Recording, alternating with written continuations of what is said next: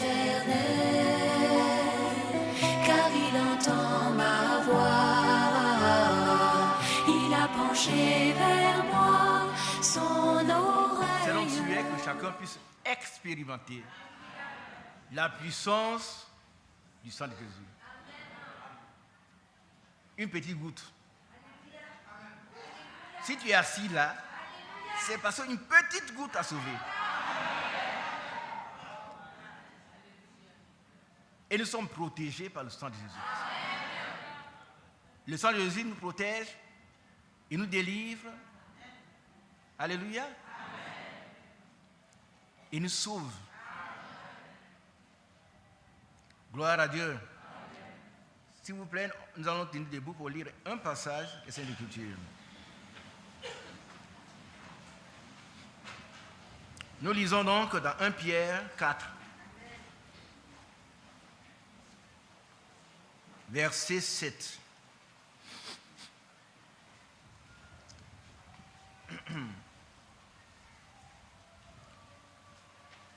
La fin de toutes choses est proche. Soyez donc sages et sobres pour vaquer à la prière. Prions le Seigneur. Bien-aimé Père céleste, nous sommes disposés à recevoir tes instructions. Parce que tu nous instruis pour notre bien. Seigneur, merci. Nous voulons être sages. Nous voulons être sobres. Nous voulons vaquer à la prière. Nous avons besoin de la puissance du Saint-Esprit afin d'être obéissants. Bénis ces paroles merveilleuses pour nous et qu'elles puissent produire abondamment de fruits dans nos cœurs. Car la sémence, c'est la parole qu'elle germe, qu'elle pousse, qu'elle produise le fruit du Saint-Esprit et que notre être entier soit transformé. Oh, ton serviteur disait, où sont passées ces nuits de prière? Où sont passées ces veillées? Seigneur, que ces merveilleuses choses reviennent. Et que ton peuple soit raffermi. Il soit réchauffé par le Saint-Esprit. Que la tiédeur nous quitte. Tu as dit, puisses-tu être chaud. Seigneur, nous voulons être bouillants. Nous ne voulons pas être vomis. Ôte la tiédeur au nom de Jésus-Christ. Et bénis chacun de nous. Pour la gloire de ton nom. Au nom de Jésus. Amen. Veuillez vous asseoir, Dieu vous bénisse.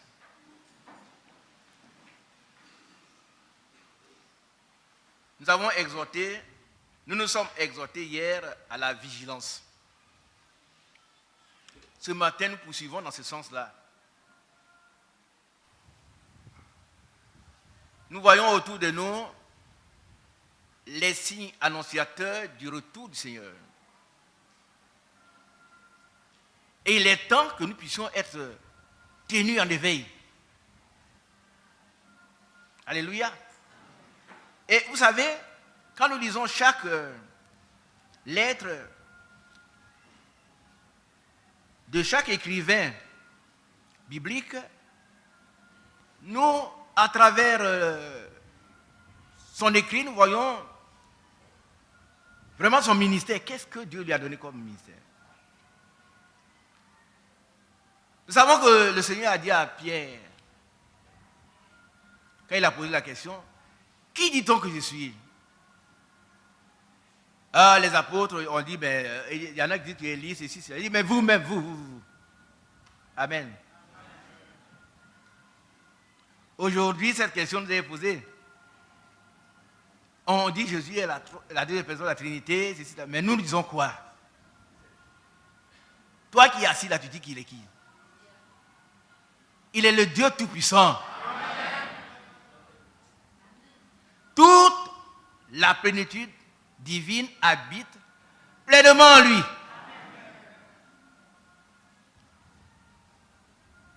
Et alors, le Seigneur lui a dit, toi tu es Pierre.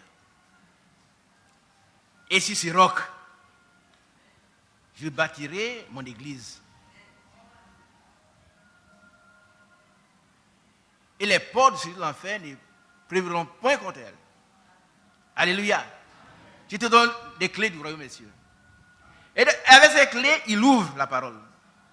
Il nous enseigne. Nous devons suivre son enseignement. Et ici, il dit, la fin de toute chose est proche. Nous, quand il écrivait cette lettre, il y a plusieurs milliers d'années déjà. Mais aujourd'hui, nous pouvons paraphraser et dire que la fin de toute chose est déjà arrivée. On est d'accord, non? Le Seigneur est à la porte. En son temps, il disait la fin de toute chose est proche. C'est une réalité. Amen. Vous connaissez les signes. Je ne vais pas m'étaler là-dessus. Mais je voudrais prendre les exhortations qui nous concernent maintenant.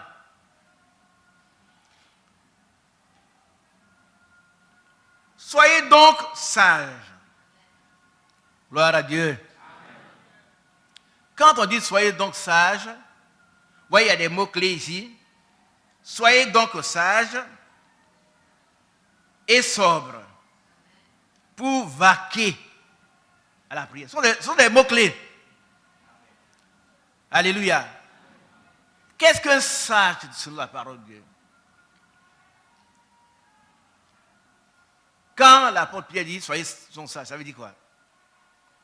Ça ne veut pas dire que nous devons avoir toute la sagesse du monde. Non. Il s'agit bien de la sagesse de Dieu. Amen. Et la Bible dit que le commencement de la sagesse, c'est quoi?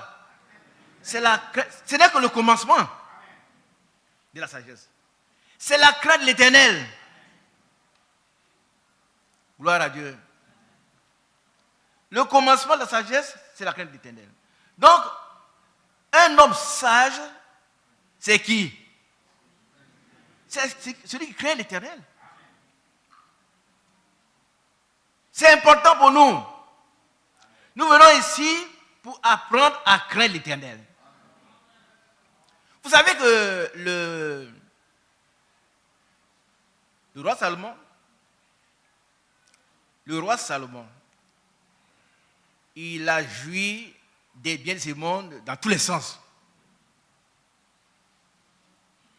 Il a eu 1000 femmes. Et non des moindres. Mais il a dit que tout cela n'est que vanité. Et poursuit du vent. Vous voulez poursuivre le vent? Allez, commencez. On ne sait même pas d'où il vient, on ne sait pas où il va. Donc, une poursuite du vent, c'est une vanité. Il a eu les meilleures femmes. La reine de Saba est venue de Saba, elle est allée jusqu'à voir Salomon. Ils ont eu des enfants. On raconte, moi je n'ai pas vérifié, que les Falachas seraient les descendants de la reine de Saba. Qui a déjà entendu ça? On dit que ce sont des Juifs. Mais vous voyez que Salomon a goûté à tous les plaisirs du monde. Mais à la fin, qu'est-ce qu'il dit? Voilà ce que doit tout homme. Crains Dieu. À la fin de l'Ecclésia, il dit, tout ça, moi j'ai fait tout, Dieu m'a donné tout. Et pourtant, Dieu lui a demandé, demande une chose. Il dit, il demande la sagesse. Et Dieu lui a dit, donne la sagesse. Et en plus, la sagesse te donne tous les biens. Il lui a donné tout. Mais à la fin, voilà ce qu'il dit. Crains Dieu. Qui suit. Les soeurs, est-ce que vous comprenez? Crains Dieu. Ne crains pas l'homme. Qu'est-ce que l'homme peut faire? Le Seigneur Jésus a dit, ne craignez pas celui qui peut tuer le corps et qui ne peut rien faire en plus. Mais craignez plutôt Dieu, qui peut faire périr les deux. Crains Dieu et observe ses commandements. Alors, tu seras un homme sage. Si tu n'es pas sage, ma soeur, si tu n'es pas encore sage, mon frère, crains Dieu. Commence par prendre Dieu au sérieux. Comment prendre Dieu au mot? Commence par obéir à la volonté de Dieu. Commence par te laisser instruire par Dieu. Assois-toi à tes pieds. Comme Marie était assise à ses pieds. Marthe voulait recevoir le Seigneur. C'était une attitude très noble. Vous êtes d'accord avec moi? Quand on reçoit un ordre de cette marque, c'est-à-dire de la marque de la hauteur, de la dignité de Jésus, il faut lui offrir un meilleur mets. Il faut que ça s'assied sur le meilleur coussin. Alléluia. Il faut qu'il apprécie votre bonne cuisine. Et quand partant, il dit, ah, cette sœur, vraiment, elle est merveilleuse. Et non, j'ai bien mangé. Et Marthe s'était attelée à cela. Et puis, elle a remarqué que sa sœur Marie ne faisait rien. Elle était assise simplement. Et elle demande au Seigneur, Seigneur, dis à ma soeur de venir m'aider. Je travaille seul pour te recevoir. Et elle est assise là, elle ne fait rien. Vous voyez, il simplifie les choses. Hein? Et le Seigneur lui dit, Marthe, Marthe, Marthe, pourquoi t'agites-tu? Vous savez comment on agit quelque chose? Pourquoi t'agites-tu? Pour beaucoup de choses. Ce matin, si tu es Marthe, le Seigneur te dit, pourquoi tu t'agites pour tant de choses? Tant de choses vaines. Marie a choisi la meilleure part.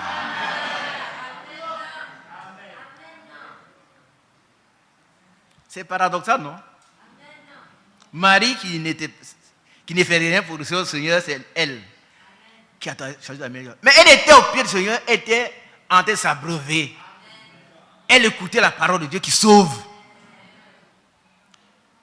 Ce matin, toi qui as été invité, sache que la religion ne sauve pas. Aucune religion ne sauve. Le message ne sauve personne. C'est Jésus qui sauve.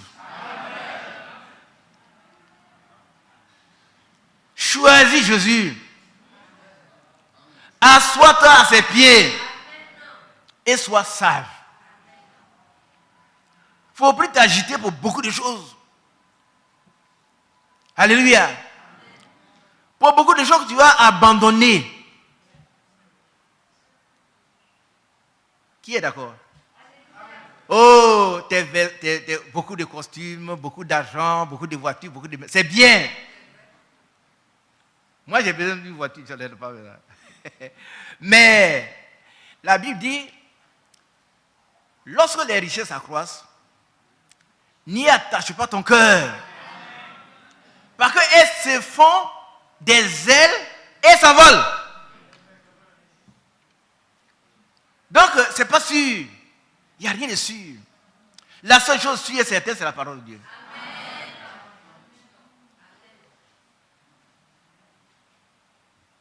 Donc, la fin de toutes choses est proche. Soyons sages. Soyons, ça dit moi aussi. Comme l'apôtre Paul a dit, je traite durement mon corps pour ne pas être rejeté après avoir prêché aux autres. Et je vous demande de prier pour moi. Chaque fois, quand l'apôtre Paul dit, il demande qu'on prie pour lui, ce n'est pas moi qui ne demande pas. Priez pour moi. Alléluia. Qui m'oriente. Alléluia. Ici, la fin de toute chose est proche. Soyez donc sages. Ça veut dire, si vous avez été stupide à ce moment, si vous avez été un insensé, j'ai une petite Bible en français facile qui traduit par un fou. Hier, j'ai parlé de ça. C'est un fou. Par contre, l'insensé dit qu'en son cœur, il n'y a point de Dieu. Si vous avez des camarades, des parents, des enfants qui disent que Dieu n'existe pas, ce sont des insensés, ce sont des fous. Ce n'est pas une injure, c'est leur attribut. Et il le manifeste. Quelqu'un me dit, mais moi, je suis Dieu. C'est moi Dieu. La dernière fois, un frère est venu de l'intérieur, il m'a rendu un témoignage. Un jeune homme est décédé qui était assemblée de Dieu. Et les pasteurs sont venus, ils ont veillé, ils ont chanté. Et puis, le père de ce jeune homme s'est lève et dit, on lui a dit merci, il dit, mais tout ce que vous avez fait là, moi je ne crois pas. Dieu n'existe pas. Dieu c'est moi. Chacun des serviteurs de Dieu a pris son sac, il est rentré chez lui. Quelques instants après, pour une histoire banale, on l'a mis en prison. Et actuellement, où je vous parle, le frère me disait ça, il est encore en prison. Ses pieds sont enflés. Maintenant, il cohabite avec les souris. Alléluia. Et le frère est allé lui dire, mais mon cher ami, mais toi tu es Dieu, non? Mais tu ne sais pas que quand on a mis Pierre en prison, Dieu l'a fait sortir? Mais te voilà entre quatre murs. Tu as pour compagnie les souris, les cafards. Si quelqu'un dit que Dieu n'existe pas, c'est un fou. Par contre, le fait que toi-même tu puisses respirer relève de l'amour de Dieu. Aujourd'hui, si Dieu enlève ton souffle, c'est terminé. Alors la Bible dit que Dieu, après avoir formé Adam avec la terre, il a insufflé un souffle dans ses narines. Et Adam devient une âme vivante. Donc c'est un prêt. Dieu t'a prêté un peu de sa vie. Aujourd'hui, quand tu peux t'élever, dire, ah, moi je suis Dieu. Ne perdez pas votre temps à aller à l'église, c'est moi Dieu. Voilà. Tu es un fou. Il faut pouvoir dire à ces gens, ils sont des fous. Tu ne sais même pas quand le souffle que Dieu t'a donné va être retiré. Alors la Bible dit que personne n'a de puissance sur le jour de sa mort. Quelqu'un a chanté, s'il voulait fixer la date, s'il pouvait fixer la date de sa mort, il allait la fixer au 30 février. Ça vous fait rire. Pourquoi? Ça veut dire qu'il ne voulait pas mourir. Le 30 février n'existe pas.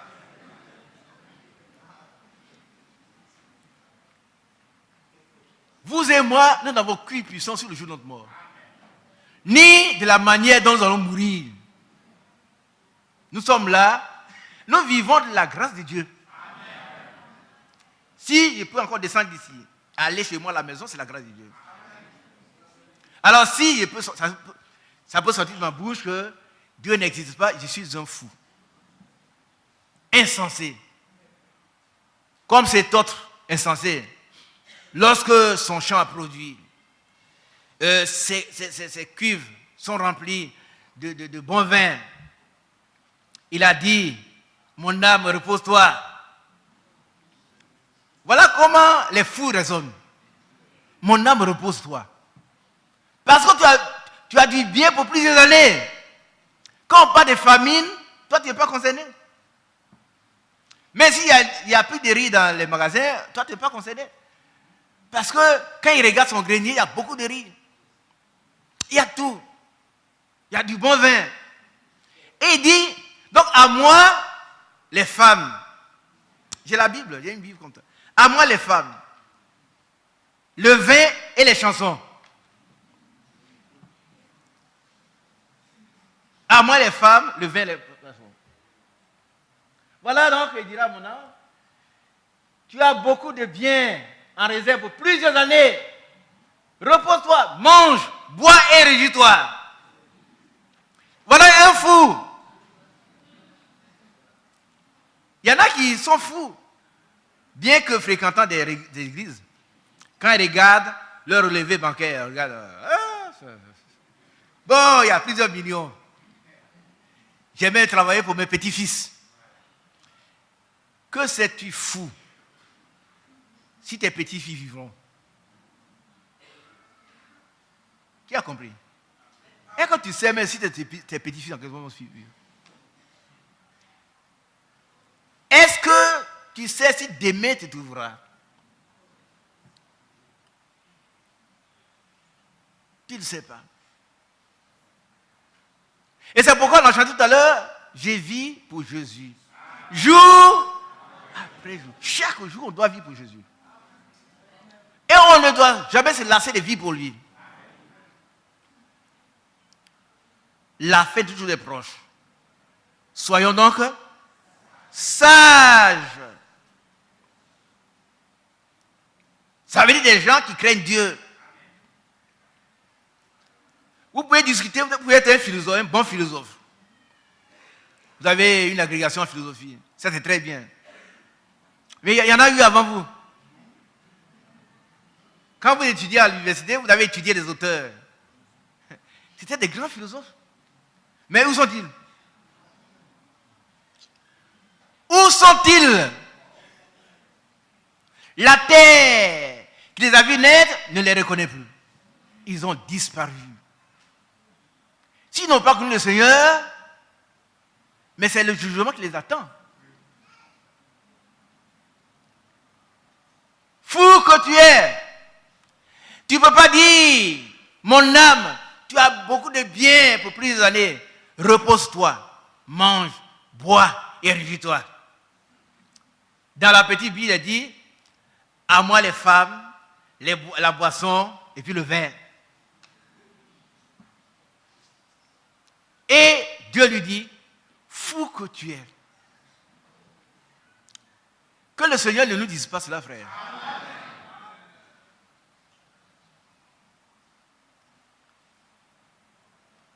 Mes bien-aimés qui dorment, veuillez vous lever. Allez dans les allées et puis faites le petit tour. Si vous n'êtes pas malade, hein? Ça ne fait pas dormir, c'est ce que je suis en train de dire. Ça vous donne le sommeil?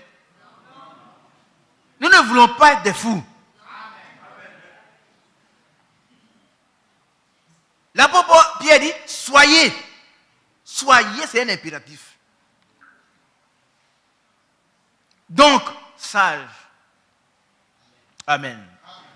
Ça veut dire craignez Dieu. Même si autour de vous, les gens ne craignent pas Dieu. Mais vous, craignez Dieu. Parce que vous avez été prédestinés à cela. Nous avons été prédestinés à cela. À craindre Dieu. Il nous a élus dès avant la fondation du monde pour que nous soyons obéissants et irréprochables devant lui. Craignons donc Dieu. Alléluia. Excusez-moi. Et sobre. Un homme sobre. Peut-être que vous n'avez pas vu un homme qui n'est pas sobre. Il y a quelques années, on avait une convention quelque part. Et puis un frère, on était à table avec un vieux frère. Il ne sait plus si c'est lequel, c'est Favre ou Barlier, il ne sait plus quel. Mais le frère, il prend le pain, il mange, il s'en prend, il mange, il prend. Et le missionnaire a pris le pain, gros morceau de pain, il a mis du beurre. Il dit, tiens, mange et puis assois-toi.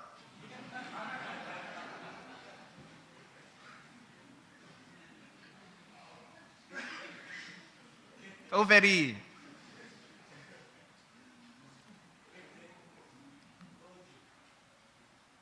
Et c'est une convention du message. On est assis à table, sa mère va là. Il prend du ragoût, il prend du pain, il prend ceci, il touche à tout. Il est venu pour manger.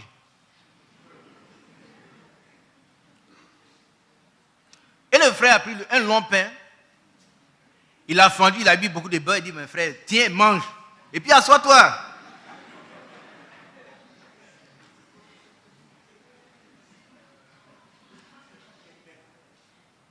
Il y a des frères qui ne sont pas sages. La sobriété consiste à être modéré dans tout ce que nous faisons. Et puis, être sobre n'est pas équivalent d'être paresseux. Il voulait bien relever cela. Nous avons vécu l'année 77. Vous, les jeunes, vous savez que quelqu'un avait écrit que ça serait la fin du monde. En 77, le Seigneur devait être là. Et il y a des frères qui ne voulaient plus travailler. Ils ne voulaient plus travailler. Si tu ne veux pas travailler, ça n'a rien à voir avec la sobriété. Ça relève de ta paresse. C'est un alibi. Ce n'est même pas un motif. C'est-à-dire une raison pour que, quand le Seigneur vient l'année prochaine, alors que je ne travaille plus. Mais quel message tu as reçu? Ce n'est pas le message de William Marion Branham. Alors le frère Branham m'a dit, si vous êtes en train de cultiver la pomme de terre, continuez à cultiver la pomme de terre. Qui a déjà entendu ça? Jusqu'à ce que le Seigneur, la trompette sonne. C'est ce que tu fais là. Continue à le faire jusqu'à ce que le Seigneur vienne. Il a dit les deux personnes qui seront dans un champ. Qu'est-ce qu'elles feront dans le champ? En train de dormir. Le Seigneur vient, on s'en va au champ. Donc, non. Soyez en train de travailler jusqu'à ce qu'il vienne. Mais en étant sobre, il y a l'essentiel vital qu'on doit faire. Ne dispersons pas nos efforts pour être consacrés, afin d'être consacrés à la prière. Vaquer à la prière, c'est s'occuper à prier. Tu as bien compris? Pas s'occuper de la prière, mais s'occuper à prier. C'est-à-dire, moi-même, j'ai dit, bon, mais moi, je vais prier. Parce que c'est plus important que tout. On doit vaquer à la prière. La prière doit devenir une habitude pour moi. On ne doit pas me rappeler, frère, est-ce qu'on peut prier? Non.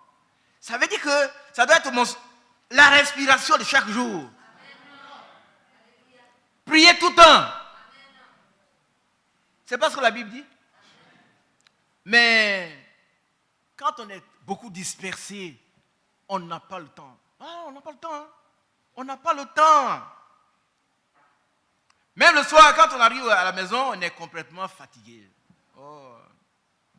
Fatigué. Il ne sait pas si tout au plus on peut dire, Seigneur, je me couche. Assiste-moi, non. On dit, bon, je vais me tendre un peu et puis je vais prier. Et puis on s'étend et il est 7 h du matin. Il est l'heure. Et comme il est l'heure, on doit encore repartir pour vaquer encore à nos occupations. Mais il ne faut pas être fou. Il faut avoir du temps à consacrer au Seigneur. Comme Marie l'a fait. Elle a choisi la meilleure part. Qui ne sera jamais ôtée. Par contre, notre argent va être, excusez-moi, mangé par d'autres personnes. C'est vrai. Si on sait que tu as beaucoup d'argent, quand tu meurs, les gens font pas là. Ah oui, c'est moi l'héritier. Tu as beaucoup de plantations, ils vont se passer de la plantation. Les vêtements là, ils prennent tout ça, ils essaient. Je vais prendre ce qui me va. Cette veste-là, elle me va bien. Et puis toi, tu es couché là, et ils prennent tout sous ton nez. Tu ne peux plus rien dire. Et puis les belles femmes que tu aimais, elles peuvent être nues devant toi, ça ne te dit plus rien. Tu as dissipé comme l'enfant prodigue ta vie.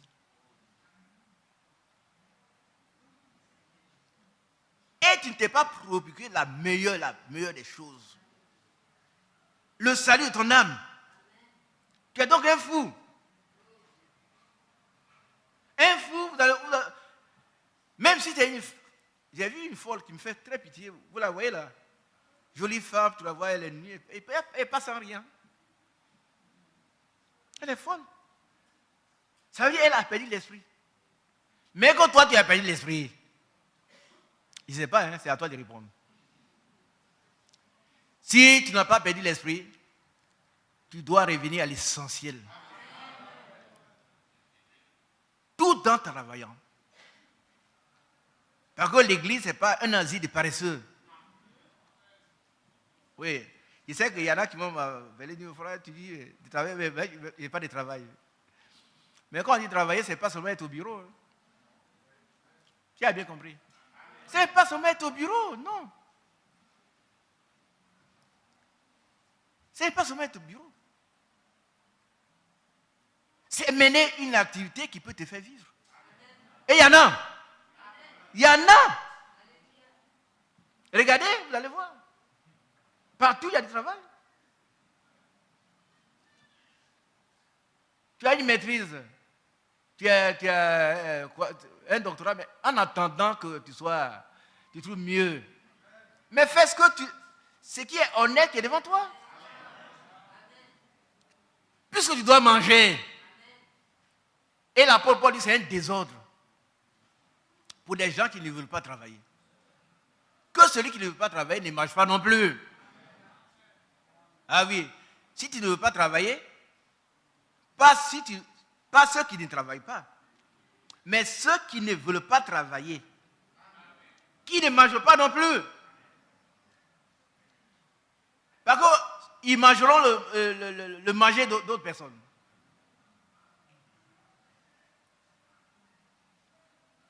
Quelqu'un qui va voir son tuteur, sœur Angèle, réveille-toi. Réveille-toi, je dis. Il va voir son tuteur qui fouille le sol, qui plante, qui met les choses. Il est en train d'enfoncer. Parce que son tuteur était électricien. Il avait une entreprise. Il va voir le monsieur travailler dans la boue. Il dit, ah ben... Et il est chez lui, il vit chez lui. Hein. Il mange son pain, il boit son eau. Il dit, mais ce travail est trop sale. Moi, je ne veux pas faire un travail comme ça. On vous dit des choses qu'on a vécues.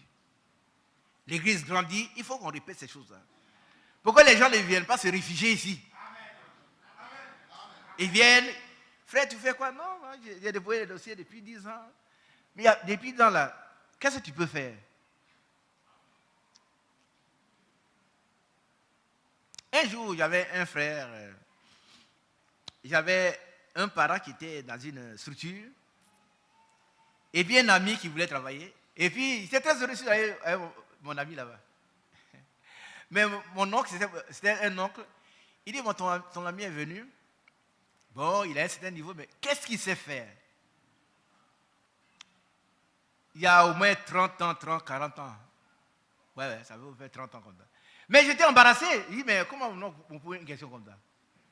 Eh bien, vous, tu es responsable des services, il y a beaucoup de choses à faire. Mais j'ai compris plus tard que, qu'est-ce que ton ami sait faire avec ses mains? Qu'est-ce qu'il sait faire? Et qu'il sait balayer. Oh, moi, avec ma cravate, je vais balayer. Mais commence par là. Commence par là. La Bible dit, humiliez-vous devant la puissance, sous la puissance d'un Dieu, et il vous élèvera. Au temps convenable. Accepte l'humiliation maintenant. Et puis quand le temps de Dieu viendra, il va t'élever. Je connais un frère qui était, il est encore là-bas, un médecin. Il m'a donné son témoignage, hein, c'est l'un de nos enfants. Et il est allé à son doctorat en France. Et les gens ont vu, vous voyez, ils ont dit, ben, toi tu es docteur en Côte d'Ivoire, d'accord, bon, tu seras gardien. c'est une chose réelle, le frère est là, on est toujours en communication. Gardien, avec son docteur, il s'assoit à la porte là. C'est lui qui ouvre les portes et puis qui ferme. C'est ça l'humilité.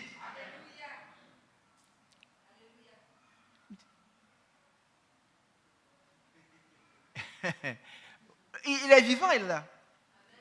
Peut-être qu'un jour, il va lui demander de venir, lui-même va rendre. Quand il m'a dit ça, il dit, frère, que Dieu te bénisse. Alors, frère, pourquoi tu es docteur, tu viens ici, et puis, il n'a rien dit, il a trouvé du travail. Il a mis son dossier dans la poche, on dit, bon, assois-toi à la porte, ouvre la porte, ferme. Quand il est là, il va à la maison. Et on lui donne un peu d'argent, il mange avec ça. Amen. Et puis, les gens l'ont observé. Un jour, ils sont venus, mais dans tous les cas, mon cher, tu dis tu es docteur, il dit oui. Bon, on lui fait un test. On lui fait un test. Pour nous aussi, un homme orgueilleux, comme moi je suis médecin, on va lui faire encore un test. Hein? Est-ce que vous m'avez bien regardé? Il a dit, moi je suis prêt pour le test. Il a fini le test, on dit, bon, mais voilà, le test est probant, mais tu vas faire les soins infirmiers. Amen. Lova, c'est quoi les soins infirmiers? Toi, Benjamin. Voilà un médecin. Il sait ce qu'on appelle les soins infirmiers.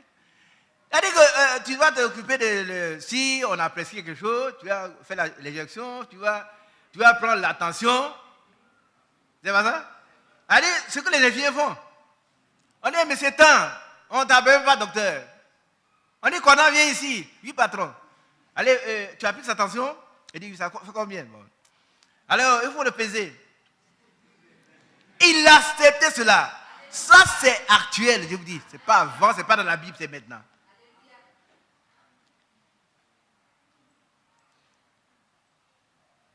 Et puis un jour, les gens viennent le voir et disent, mais tu vas être médecin. Amen. Alléluia. Amen. Et puis, médecin, tu vas servir sous nos yeux. Il a commencé à servir. Et puis, en fait, ils lui ont confirmé la structure. Dites un grand amen. Amen. Mais nous, qu'est-ce que nous voulons? Il est dans le message. On dit que les sentiments qui étaient en Christ habitent en nous. On arrive dans un service, on n'a pas de grosse cravate. C'est moi.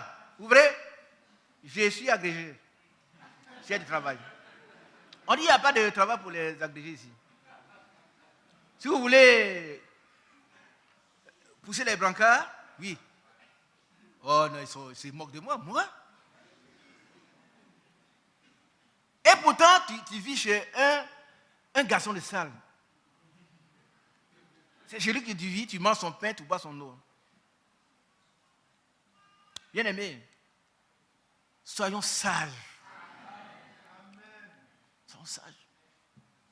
Si nous nous humilions devant le Seigneur, il va nous élever au temps convenable. Amen. Que le nom de Dieu soit béni. Soyez donc sages et sobres pour vaquer à la prière. Est-ce que nous sommes prêts? Nous sommes prêts à vaquer à la prière. Nous sommes prêts à être sages. Est-ce que nous voulons nous laisser assagir par le Seigneur? Excusez-moi, que Dieu nous bénisse. Que son grand nom soit béni. Avant tout, ayez les uns pour les autres une ardente charité. La charité, c'est l'amour. Et particulièrement l'amour divin. Amen. La charité couvre une multitude de péchés. Exercez l'hospitalité les uns envers les autres. Sans murmure. On dit Amen. Tu es libre de ne pas recevoir les gens chez toi. Mais si tu les reçois, il ne faut pas murmurer. Il ne faut pas murmurer.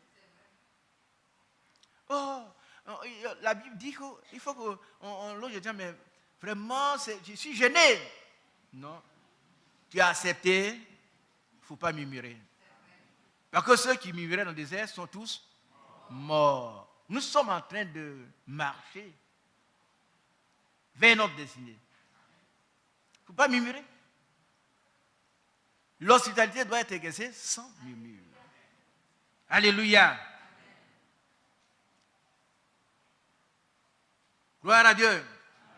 Nous allons sauter et que le nom de Dieu soit béni. Nous allons aller au chapitre 5. À partir du verset 5. De même, vous qui êtes jeunes, soyez soumis aux anciens. Là, il n'y a pas d'amen. Voilà. C'est la Bible, hein? Ce n'est pas moi. Et tous, dans vos rapports mutuels, revêtez-vous d'humilité. Alléluia. Le temps est proche, nous devons changer de comportement. Revêtons-nous d'humilité. Car Dieu résiste aux orgueilleux, mais il fait grâce aux humbles. Humiliez-vous donc sous la puissante main de Dieu, afin qu'il vous élève au temps convenable. Gloire à Dieu. Et déchargez-vous sur lui de tous vos soucis. Amen. Alléluia. Amen. Qui comprend bien ce passage-là? Non, ce n'est pas sûr. Déchargez-vous sur lui de vos soucis. Qui a des soucis? Tout le monde. Moi, j'en ai aussi. Mais qu'est-ce que nous devons faire? Nous devons nous décharger.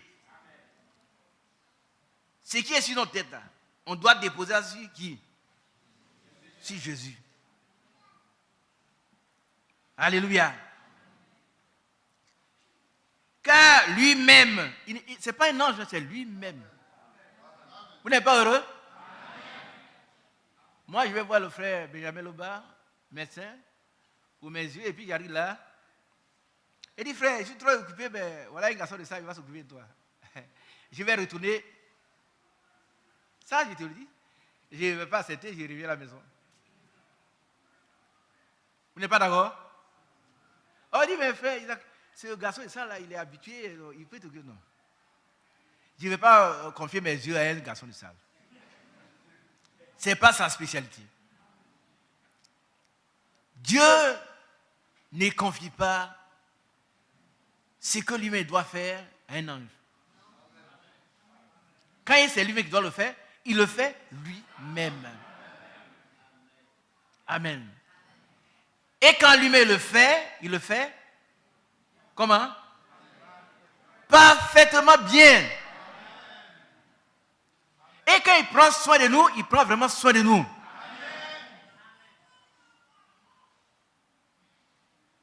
Maintenant la question, est-ce que nous sommes prêts à nous décharger? On dit amen, hein? Amen. Mais quand on va retourner à la maison, même ici encore, on a le cou qui est presque écrasé. Par quoi? Par les charges. Je souffre, c'est trop lourd. Mais la Bible dit décharge-toi. C'est simple. Elle dit prends tous tes problèmes, mets ça sur Jésus. Il dit venez à moi, vous tous qui êtes fatigués et chargés, et je vous donnerai du repos. Le repos de Dieu, c'est le Saint-Esprit. Quand il vient en vous, vous êtes vraiment au repos. Et c'est le Seigneur qui donne. Lui, il vient, il te décharge vraiment de tous tes problèmes. Mais pourquoi tu ne veux pas te décharger, frère? Pourquoi tu vas d'église en église? Quelqu'un m'a vu un jour, il a appris qu'il y a un prophète quelque part. Donc ils sont allés là-bas. Quand vous allez le voir, le prophète, vraiment, il vous libère. Et quand il est revenu, il dit, donc toi tu es libéré. Il n'a pas pu y répondre. Tu es parti, tu es libéré. Le Seigneur est tout près de toi. Tu cours après les prophètes. Des prophètes en prophètes. Bien-aimés, déchargeons-nous sur lui. De quoi? Qu'est-ce qui n'est pas écrit? Il n'est pas écrit, déchargez-vous sur lui de vos soucis. Hein? De tout. Est-ce que tu comprends, mon frère? Quel souci tu as? Prends un bic, note tous tes soucis. Qui voit? Quand tu seras à la maison, là, prends un stylo, note tous tes soucis, tout ce que tu as comme souci. S'il y a des gens qui oublient à temps, demande au Seigneur de te rappeler tout.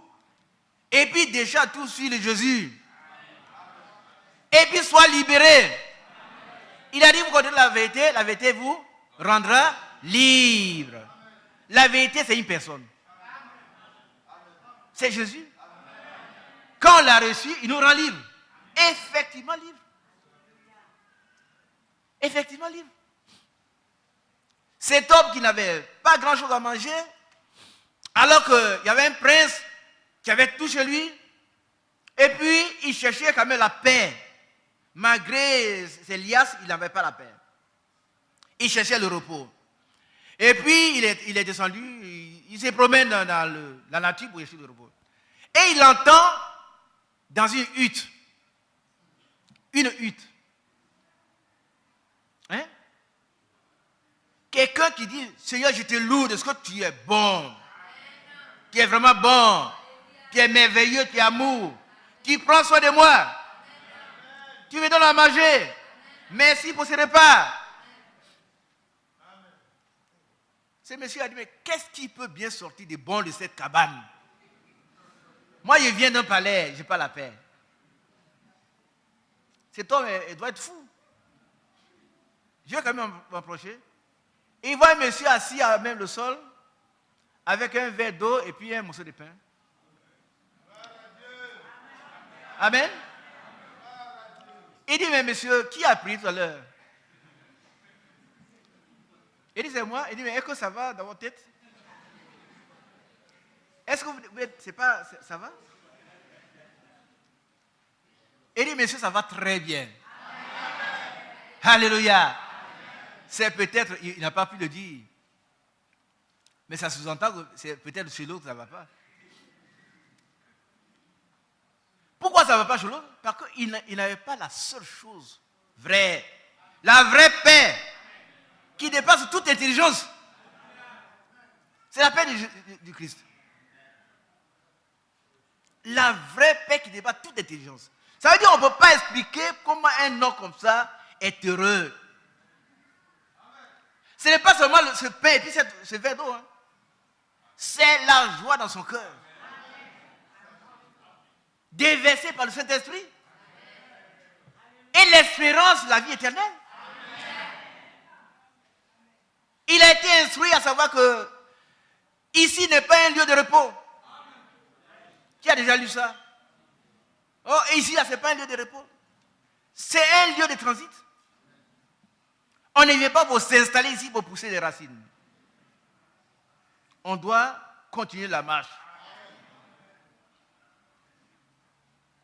Et puis le monsieur est parti, peut-être déçu. Mais l'autre était très heureux. C'est une leçon que nous devons apprendre. Que Dieu nous bénisse. Amen. Qui est prêt à se décharger sur lui?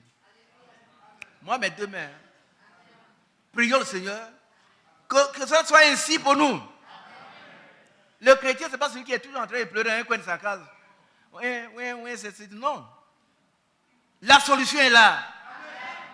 La solution est qui? C'est Jésus. Et Pierre a reçu les clés du royaume. Il a reçu un ministère d'enseignement. Il doit nous montrer ce qu'on doit faire. Pierre a posé la question un jour à Jésus. Nous avons tout quitté. Qu'est-ce que Pierre avait quitté? Son filet. Qu'est-ce que Pierre avait quitté? Son filet et puis sa pirogue. Et puis peut-être ce n'est pas autre chose. Mais c'était l'essentiel pour lui. Et ça, c'était tout. Pour un pêcheur, quitter son filet, sa pirogue, et puis son eau également, il a tout quitté. Quelle sera notre récompense? Peut-être qu'il y a beaucoup d'entre vous qui posent ces questions, mais moi, je suis dans le message depuis des années. Quelle récompense il doit avoir? Mais il faut que tu sois instruit là-dessus. Tu saches que tu dois être sage. Et le Seigneur a répondu à Pierre, il n'y a personne qui ait quitté ses parents, sa mère, son père, sa maison. Alléluia. À cause de mon nom. Tu peux quitter tes parents à cause du nom de quelqu'un d'autre. Hein? Mais si c'est à cause du nom de Jésus, sois heureux. Sois heureux. C'est le Seigneur qui dit, celui qui a quitté toutes ces choses à cause de mon nom, il recevra le centuple de tout ce qu'il a quitté. Amen. Avec des persécutions. Oh Seigneur, tu es vraiment la vérité. Ah oui. On va te persécuter dans ton travail, dans la maison, dans ta famille, dans le village. On va t'attraper. Comment toi tu es venu à une nouvelle église là? Hein? Vous parlez de l'enlèvement. Quel enlèvement? Quel enlèvement? Vous égarez les gens. Hein? Il y a longtemps vous parlez de ces choses. Un jeune homme à qui il y a rendu témoignage, il était à l'étranger, aux États-Unis, quand il est revenu, il dit, ah, grand frère, il ne savait pas qu'il allait te trouver encore ici. Il pensait que vous étiez déjà parti. Mais il y aura d'autres des moqueurs. Des moqueurs. Il en aura. Mais restons tranquilles. Alléluia. Soyez sobres. Encore. Vous savez combien de fois? Chapitre 3, non, chapitre 4 et chapitre 5, Pierre répète ça, soyez sobres. Veillez. Amen. Veiller, ça veut dire quoi? Frère Ali, ça veut dire, que veut dire veiller? Hein? Prends garde, ça veut dire quoi? Il ne comprend pas ça aussi. Fais attention à soi, ça il comprend. Et puis, qu'est-ce qu'on doit faire encore? Veiller. Quand on est sobre là, d'abord il faut être sage. Le premier mot clé c'est, quand on est sage, on craint Dieu, on obéit à Dieu, on fait ce que Dieu veut. Maintenant on est sobre pour avoir du temps pour Dieu. Parce qu'il y a un adage qui dit, qui trop embrasse, vous ne connaissez pas cela? Hein? Qui a dit ça? Dieu te bénisse. Qui trop embrasse, mal étreint. Bon, c'est mal étreint. Bon, c'est un niveau soutenu. Mais ça veut dire que si tu prends beaucoup de choses à la fois, tu ne peux pas réussir à les récupérer. Amen. Et c'est pourquoi on a besoin d'être sobre. Tu fais ça, tu fais ça, tu fais ça. En définitive, tu fais quoi? Et tu ne reçois rien. Soyez sobre, il répète. D'abord sage, sobre. Maintenant, veillez. Merci, frère Ali. Il faut être vigilant. Il ne faut pas dormir. Alors, quand nous dormons, le diable, il vient s'aimer l'ivraie. Veillons. Pourquoi votre adversaire, vous voyez, lisez avec moi, hein? Qui dit avec moi? Vous savez, ici, l'apôtre Pierre, il écrit vraiment bien. Votre adversaire, il y a une virgule chez moi. On ne lit pas, votre adversaire, le diable, non. Votre adversaire, le diable, non, c'est pas lui. Votre adversaire, virgule. Alléluia. Le diable, virgule. Il veut nous faire voir qui est notre adversaire. C'est le diable. Ce n'est pas un frère, ce n'est pas une sœur. C'est le diable qui s'oppose à Dieu et qui s'oppose à la volonté de Dieu, qui s'oppose à nous, qui nous empêche d'obéir à Dieu. C'est notre adversaire. Rôde. Rôder, c'est quoi? Il tourne autour de vous. Bien aimé, levez la tête. Je suis en train de finir. Je ne vais pas aller jusqu'au bout, mais je vais l'essentiel. On va continuer pour la prochaine fois, en attendant que le frère Badi soit vraiment rétabli pour qu'il continue ce qu'il a commencé. Dieu vous bénisse. Votre adversaire, le diable, rôde. Il tourne autour de vous. Bien, vous avez compris? Levez la main si vous avez compris. Sachez que le diable, là, il ne tourne pas autour de moi. Hein. C'est autour de toi. Il tourne autour de chacun. Il ne faut pas penser quand on dit autour de vous, là, c'est un autre. C'est toi-même. Aujourd'hui, le diable cherche à dévorer quelqu'un parmi nous. Vous ne comprenez pas qu'il y a des accidents partout? Qui voit? C'est l'ennemi, ce n'est pas le Seigneur qui va provoquer des accidents, non. C'est le diable. Et celui qui a Darby, qui va lire dans Darby? Qui a Darby? Frère Fico, tu lis ces passages-là. Par contre, il y a un verbe, un autre verbe qui n'est pas dans l'U-second et qui est très important. Par contre, tous les mots sont importants dans la Bible. Frère Fico, donne le micro à Frère Fico. J'aimerais que vous suiviez, je vais mettre une suspension au message. On va continuer la prochaine fois, si Dieu le permet. Si Dieu le permet. S'il ne le permet pas, voilà, que sa volonté parfaite se fasse. Allons-y. Soyez sobre. Voilà. Veillez. Votre adversaire, le diable, comme un lion rugissant, rôde autour de vous, cherchant qui il pourra dévorer. Dieu te bénisse. Amen. Ça va, mon frère Pico? Qui suit? Le diable cherche à tout prix qui pourra dévorer. Mais avec la grâce de Dieu, nous comptons sur la confiance que nous avons en Dieu, que le diable ne pourra dévorer aucun de nous. Amen. Il fait du tapage.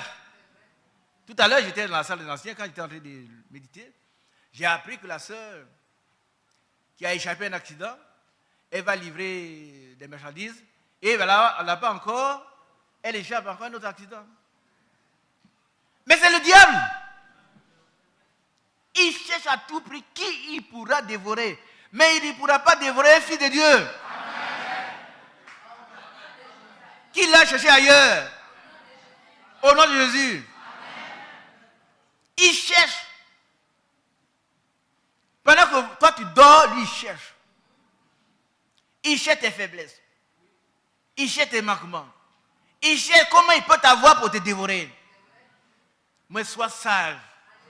Sois sobre. Et puis veille. Amen. Il ne pourra pas te dévorer. Alléluia. Résistez-lui avec une foi ferme. Bien aimé, je vais terminer. Hein? Je vais terminer. Est-ce que vous écoutez? Réveillez les dormeurs. Ouais, et eux, quand on dit va terminer, ils poussent un ouf. Ah, enfin. Et il va terminer. Mais je vais terminer, mais toi, tu as compris quoi? Quand tu viens de te réveiller. L'apôtre Pierre nous dit que nous devons être sobres. la fin de toutes choses est proche. C'est-à-dire le Seigneur, il vient bientôt. Toi et moi, nous pourrons mourir d'un moment à l'autre. Et qu'on a bien compris. Peut-être que le Seigneur ne viendra pas nous trouver. On peut mourir. Si on est mort aujourd'hui, c'est terminé pour nous. On attend la résurrection. Mais à quel rang? En quel rang?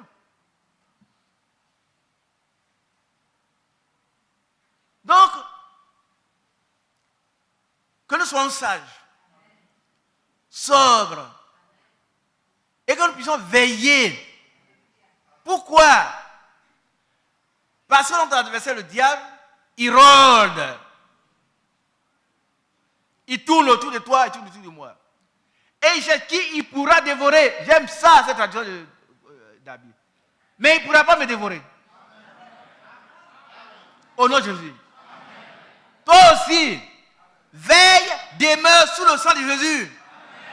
Afin qu'il ne puisse pas te dévorer. Et qu'on a compris. Il cherche qui il pourra dévorer. Et ne pourra pas nous dévorer. Notre vie est cachée avec Dieu en Christ. Et quand Christ, notre vie apparaîtra, nous paraîtrons aussi avec lui dans la gloire. L'ennemi ne peut pas me dévorer. Il sait qu'il n'est pas content. Mais moi aussi, je ne suis pas content. Personne n'est content. Mais je suis heureux que Dieu soit avec moi. Et avec toi aussi. Non, le diable cherche à te dévorer, mais il ne pourra pas. Mais toi, tu dois être maintenu, tu dois demeurer dans la parole de Dieu. Veille. Et puis ce que je voulais dire tout à l'heure, on ne fuit pas le diable. Qui a bien compris? Il y en a qui fuient le diable. Il y en a qui renoncent à leurs parents. Mon père, on dit que ma mère est sorcière, donc je ne vais plus au village à cause de ma maman. Il y a des gens parmi nous. Hein. Sa maman est sorcière. Elle t'a mise au monde depuis... D'abord, elle t'a conçu. Vous savez qu'il y a beaucoup d'enfants qu'on jette dans les poubelles. Mais elle a voulu te concevoir, elle. Elle a accepté ça. Quand tu vois ta maman, tu dois dire merci Seigneur. Que Dieu te bénisse, ma maman. Tu dois lui dire ça. Je t'aime. Sans toi, il ne serait pas en vie. Par contre, la conception, c'est dans la tête d'abord. Hein. Elle a voulu se marier pour avoir un enfant. Dieu l'a exaucé, on t'a mis au monde. Elle t'a mise à l'école, maintenant tu travailles. Et puis un prétendu prophète dit, ouais, regarde, toi tu as une très belle étoile. Malheureusement, elle est ternie par la sorcellerie de ta mère. C'est ton étoile ne brille plus parce que ta mère est sorcière. Et ça c'est une église. Hein? Donc désormais, il faut rompre à ta mère. La maman vient, oh, mon fils, ne m'embrasse pas, ne me touche pas. Toi tu es sorcière, ne faut pas me toucher. Le prophète a dit que tu es sorcière. Ne me touche pas. Ça c'est de l'ingratitude. Qui a bien compris? Si tu es assis là, on t'a dit que ta mère est sorcière, c'est un faux prophète. Si ta mère est sorcière, dis au prophète, va la délivrer. Amen. Amen. J'ai besoin de ma mère. Toi, tu vois, non? Va la délivrer. C'est tout. Alléluia. On ne fait pas palabre. Vous avez dit ici, quand le monsieur, le prétendu pour faire des vies ici, et qui peut rendre la vie à cet homme? Si sa canne est écrit Jésus, les frères voulaient le mettre au dehors, ils disent non, ce serait trop facile. Si on le met au dehors, si vous allez leur prêcher la vérité, ils vont mis au dehors. Faites-le venir ici. On l'a fait monter ici maintenant, avec le frère. Rendu la vue. Il a pu. Les miracles divins ne sont pas des spectacles. Alléluia. Les gens ont dit à Jésus, fais un miracle pour que nous croyons. Il a dit, mais si il fait tous les miracles, vous n'allez pas croire. Le seul miracle au monde, c'est celui de Jonas. Ce qu'il veut faire pour vous. Mon frère, si on dit ta mère sorcière, il faut que celui qui a pu découvrir que ta mère sorcière la délivre. Par contre, toi, ta mère l'aime. Et tu vas te sauver ta mère. Alors la Bible dit, crois au Seigneur Jésus, tu seras sauvé, toi et ta famille. Même elle est sorcière. Ça veut dire qu'on les délivre de la sorcellerie et deviennent des chrétiens, ils sont sauvés. Si quelqu'un a pu voir que ta maman est sorcière, ton père est sorcier, il t'a nourri avec son argent de... Maintenant, tu peux le nourrir. Quelqu'un, il veut te phagocyter. Maintenant, quand tu as de l'argent, tu as une belle voiture, ta maman est sorcière. Vous savez, il y a des gens qui se laissent avoir. Mais soyons sages. Soyons sobres. Vaquons à la prière. Pourquoi? Parce que notre adversaire, on n'a pas deux adversaires. Hein. Ce n'est pas le frère, ce n'est pas la soeur. Non, l'adversaire, c'est le diable. Tu as bien compris ça? C'est-à-dire qu'un frère, il peut t'offenser. Hein? Un frère peut t'offenser, mais qui fait cela? C'est le diable.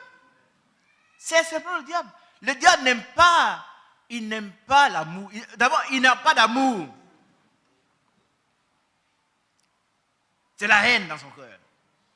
Et si tu t'entends très bien avec le frère, il va mener la discorde. Hein? Donc, il ne faut pas voir le frère, mais voir que ton adversaire, c'est le diable. Il rôde. Il cherche qui il pourra dévorer. Mais il ne pourra pas dévorer aussi, il ne pourra pas te dévorer aussi longtemps que tu seras dans la parole. Aussi longtemps que tu seras sous le sang de Jésus. Parce qu'en Égypte, avant l'Exode, tous ceux qui étaient sous le sang, pas le sang de Jésus, le sang des agneaux, qui étaient répandus sur les linteaux des portes, les gens qui étaient à l'intérieur de la maison, étaient protégés. Aujourd'hui, nous n'avons plus que le sang de l'agneau. Alléluia. Nous avons le sang de Jésus. Et nous sommes protégés par ce sang. Le diable, il rôde en vain. Amen. Il ne pourra pas me dévorer. Ni toi. Il ne faut plus entendre des voix qui te disent, oh, tu vas mourir. Tu as le pouvoir de taire ces voix. Qui est d'accord? Tu as le pouvoir. Je vous ai donné le pouvoir. Pas je vous donnerai, mais je vous ai donné. Ça va passer, c'est fait. Si tu vas dire au Seigneur, Seigneur, tu vois, quand je dors, il va ici, mais donne-moi le pouvoir. Il dit, mais je t'ai donné le pouvoir. Il donne le pouvoir. Prends le pouvoir. Et dis à ces voix de se taire. Et elles se tairont. Rien ne pourra vous nuire. Je vous ai donné le pouvoir de marcher sur les serpents, sur les scorpions et sur toute la puissance de l'ennemi. Et rien ne pourra vous nuire. Rien. Dans rien, il y a le diable. Hein? Mais s'il vient avec ses cornes, il ne pourra pas. Luther était en train de dormir. C'est matin, je crois. C'est plus lequel. Et puis, dans la salle, le diable faisait grand tapage. Il fait un tapage pour effrayer l'homme de Dieu. Mais, tenez-vous bien. Est-ce que vous suivez? Le diable voulait l'effrayer. Il s'est réveillé. Et regarde le diable dans un coin de la chambre. Avec tous ses cornes, tout ce qui peut effrayer quelqu'un. Il a dit, mais ce n'est que toi. Ce n'est que toi. Est-ce que ma soeur, tu es capable de dire au diable, ce n'est que toi? Tu es capable de dire au sorcier, ce n'est que toi. Au démon, ce n'est que toi. Il ne s'est pas mis à le chasser. Hein? Il a retiré sa couverture et puis il s'est couché. Amen. Il a poursuivi son sommeil. Et qu'est-ce que le diable a fait? Il a disparu. Vous n'êtes pas heureux. Vous le prenez au sérieux, il va vous nuire. Il a disparu. Il ne faut pas lui donner trop d'importance. Amen. Et l'apôtre Pierre dit, résistez-lui. Amen. Il ne dit pas fuyez. Je suis en train de terminer. Hein. Jusqu'à 15, au plus tard 30, il m'arrête. Au plus tard 30, il m'arrête. Mais je voudrais qu'on comprenne bien les mots-clés. L'apôtre Pierre ne nous dit pas, fuyez le diable.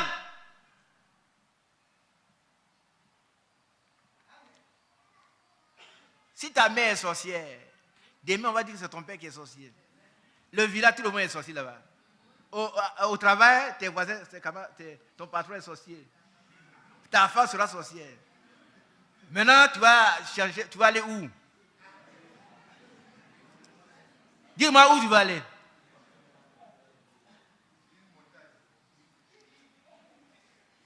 À cause des sorciers, frère, moi je ne vais plus au village. Hein, je travaille, mais vraiment, mes mains sont percées. Les sorciers ont perdu les mains, non. Mais Dieu t'a donné les conditions pour que tes mains ne soient pas percées. Il a dit, je menacerai celui qui dévore. Et que tu es en règle avec lui. Si tu es en règle avec le Seigneur, aucun sorcier ne peut percer tes mains. J'étais en train de réparer ma voiture il y a une trentaine d'années. Et puis, je voyais un monsieur, la tête enveloppée. Il vient dire, bonjour monsieur. Je ne réponds pas. Bonjour monsieur, il répond. Il dit, mais c'est à moi. Il dit, toi, tu as une bonne tête. Toi, tu as une bonne tête. Il dit, moi, il dit, oui, c'est toi. Ta tête est bonne. Malheureusement, quand tu cherches de l'argent, ça ne reste pas. Donc, tu vas te confier à moi. Il dit, c'est bien, approche, il est venu. C'est toi qui vas dire que j'ai une bonne tête. Toi qui Côte d'Ivoire là. Maintenant, tu dis que mon argent, la voiture, là, tu sais à qui ça appartient? C'est moi, c'est pour moi. Et que toi, tu as un vélo. Toi, tu marches à pied là, tu as un vélo. Dis que mon argent, c'est toi.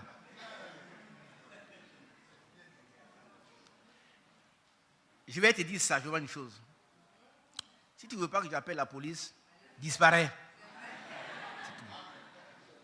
Il dit, patron, donne-moi 25 francs, je vais manger. Il dit, non, je ne te donne rien. Je ne te donne rien.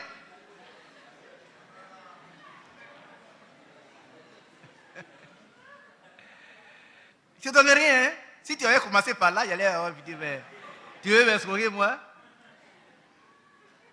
Il est parti. Soyons sages. La Bible dit résistez au diable. Elle ne dit pas fuir devant le diable. Est-ce qu'on comprend? Ne voyez pas la maman est sorcière. Non, non, non.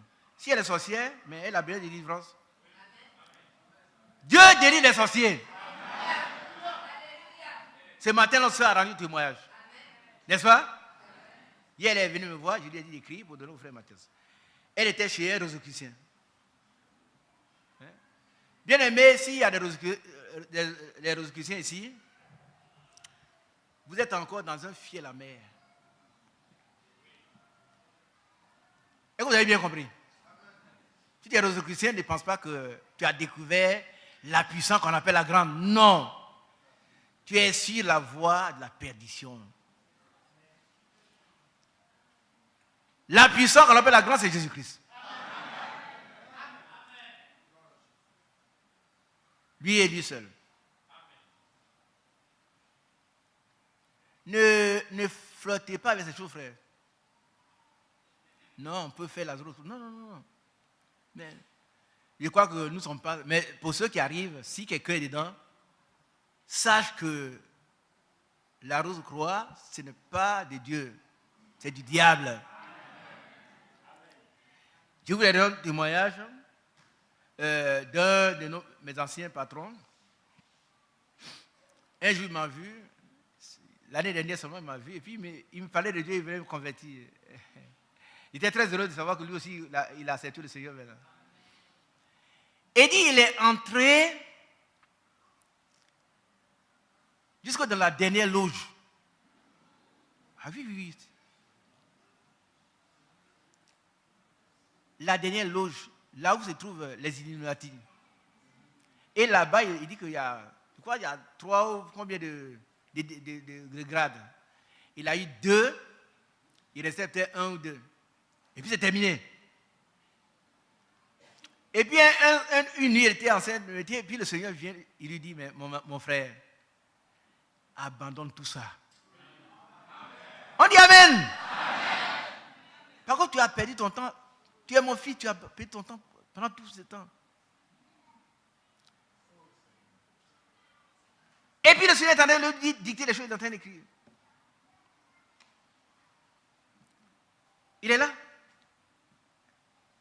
Quand il a fini de parler, il dit, bienvenue. Amen. Alléluia. Amen. Bienvenue. Et il dit que lui, il a été initié 7 fois. Il dit, il peut être avec toi ici, et puis il disparaît. Ouais. Mais Dieu lui a dit, Jésus lui a dit que tout ça, ce n'est rien par rapport à la puissance divine.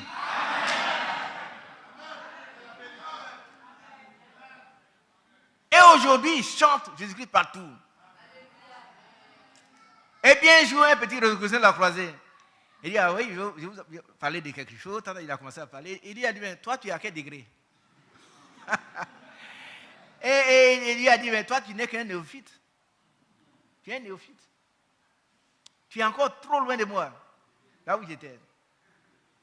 Malheureusement, tu n'as pas encore découvert la vérité. Dites un grand amen. Mais nous, on a découvert la vérité.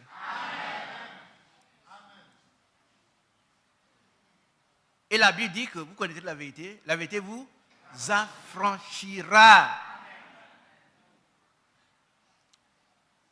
Dieu soit béni. Nous connaissons la vérité. Est-ce qu'il y a quelqu'un qui est embarrassé par ça? Il est rosicrucien? Non. Si tu es rosicrucien, tu dois maintenant chercher à croiser le Seigneur. Avant qu'il ne soit trop tard, parce que la fin de toute chose est proche. Amen. Sois sage.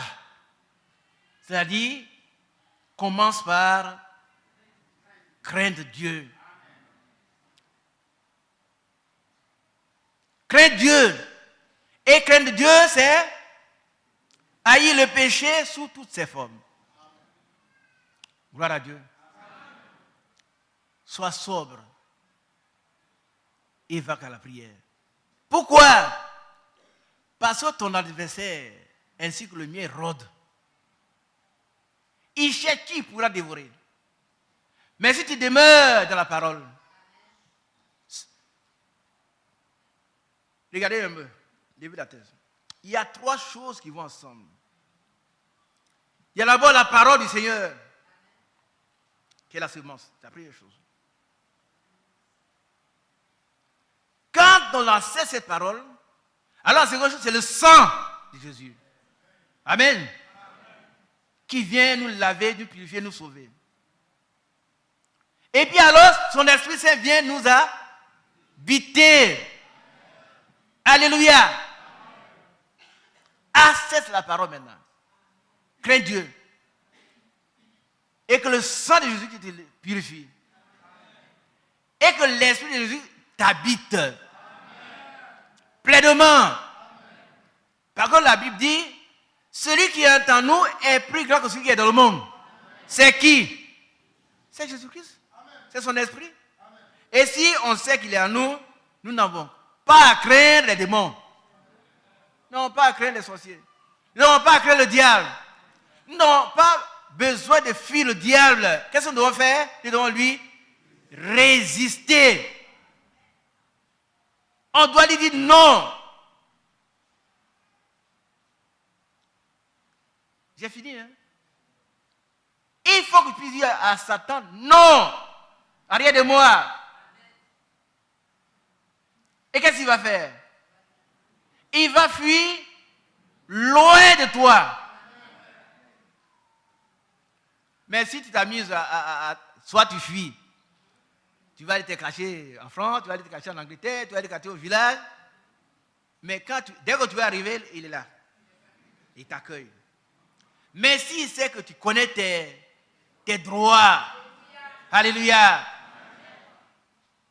Le Christ, Jésus qui est mort pour toi, il t'a racheté par son sang. Il est mort pour tes offenses. Il est ressuscité pour ta justification. Ça veut dire quoi? Ça veut dire que Jésus-Christ est mort à cause de tous tes péchés. Tous tes péchés, tout. Amen. Est-ce que tu crois cela? Si tu le crois, il est ressuscité pour ta justification. Est-ce que tu le crois? Ça veut dire que tu n'as plus de péché. Et que tu n'as même jamais péché. Oh, il y en a qui disent, mes frères, tu exagères. Moi, j'ai péché. Mais si tu veux garder ton péché, tant pis pour toi. En tout cas, moi, je n'ai jamais péché. Et lui, le frère, il raconte des histoires. Non, frère.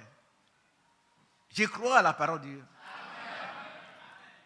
Et dit le Fils de Dieu, celui qui est né de Dieu, ne pêche pas. Ça veut dire qu'il ne pratique pas le péché. Il se garde lui-même et le malin ne peut le toucher. Mais il se garde où? Dans la parole. Sous le sang de Jésus. Et aucun démon. Par contre, le malin, c'est le diable lui-même. Si le diable va te toucher, ce n'est pas un démon qui va se hasarder à te toucher. Tu deviens une haute tension pour le démon. Demandez au frère Mathias. On ne touche pas 2 fois à la haute tension. Est-ce que vous comprenez? Vous touchez la haute tension la première et la dernière fois, parce que vous n'allez pas vivre. Donc un démon te voit, toi tu ne sais pas peut-être ce que tu es. Hein? Mais tu as une haute tension pour lui. Il n'est pas content. Dit le petit là, il est mauvais, il est orgueilleux, mais il ne faut pas répondre. Hein? Il ne faut pas répondre au coup de pied de l'âne. Hein? Tu vois un mouton qui te donne un coup de pied, toi tu pousses le mouton. Alors, frère, qu'est-ce que tu veux? Je vais te donner un coup de pied au mouton. Mais tu deviens un mouton. Reste homme. Prends tes prérogatives. Tu as le droit de dire au diable, sors de chez moi, il sortira. Tu as vu Dieu l'a négligé quand il faisait du tapas dans la maison. Il s'est réveillé et dit, ah, Satan, ce n'est que toi. Il n'a pas dit, sors. Il a pris son drap et s'est couché. L'ennemi a disparu. Que Dieu nous bénisse. La suite sera pour la prochaine fois, si le Seigneur le permet. Pour l'instant, demeurons vraiment sages. Soyons vigilants. Et prenons toutes les prérogatives que le Seigneur nous a données. Qui bénisse chacun de nous. Au nom puissant de Jésus-Christ. Amen. Vous qui êtes en ligne, que le Seigneur vous bénisse. Richement. Soyez fortifiés là où vous êtes. Si vous êtes seul, sachez que vous n'êtes pas seul. Par contre, celui qui vous a appelé est avec vous. Gloire à Jésus. Que son nom soit béni. Amen. On va chanter un cantique et puis je vais laisser la place au frère Mathieu. Le 614.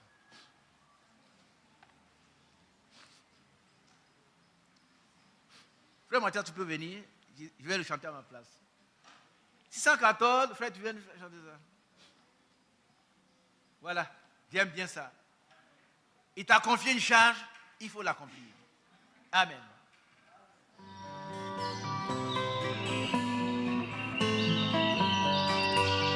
J'aime l'Éternel, car il entend ma voix. Il a penché penché vers moi, son